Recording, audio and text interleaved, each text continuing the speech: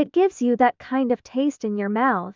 It like makes you want to keep going, like it's addicting. That is good. Next up, sheet pan shrimp fajitas. This is the easiest way to make fajitas, and shrimp are the perfect vessel for this because they can come together super quickly in the oven. This is that meal for when you want protein, but you're tired of chicken.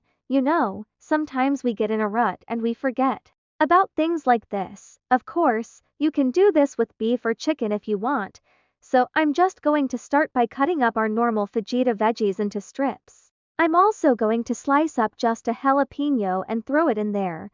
It'll add a little spiciness while it's on the sheet pan, and then a red onion or white onion, whatever you like. You know what makes fajitas so special? That high heat sizzling, caramelization that happens in the skillet.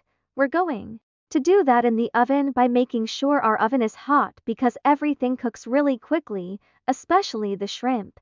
So that's why I'm slicing these things pretty thinly so that they will cook at the same time the shrimp does, and that high heat, our goal is to achieve some color in the oven.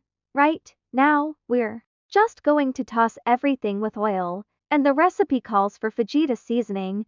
I'm not sure what that is, so you have everything in your cabinet to make your own: a little cumin, lots of chili powder, a little garlic powder, dash of onion powder, and a dash of paprika or smoked paprika, and of course, salt and pepper. Got our oven really hot.